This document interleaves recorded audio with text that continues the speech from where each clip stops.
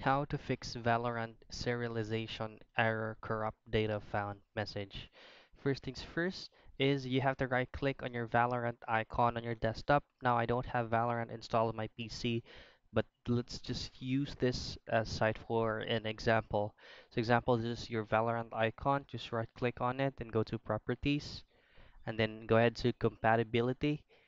Now, if disable full screen optimizations and run this program as an administrator is not currently ticked, you'll have to tick it and then click apply and then OK and then relaunch your Valorant. And if it's still not working, go back to the same process, right click, properties, compatibility, and retick it, apply, and click on OK.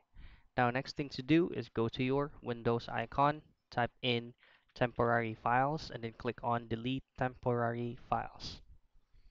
From here, you'll have to choose on this option right here, temporary files, and then make sure that all these highlighted options is currently checked. If not, you'll have to manually check it, and you also have an option to check in these remaining folders or options that is not currently ticked. So just click on remove files and relaunch your Valorant and check if it is already working. Last resort is to uninstall your Valorant application. To do so, go back to your Windows icon, type in add or remove programs, click on that. From here, scroll all the way down and then look for your Valorant application.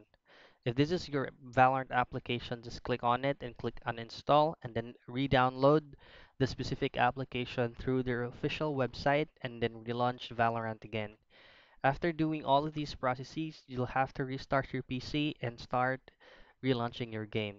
So those are troubleshooting steps on how you can fix Valorant serialization error, corrupt data found.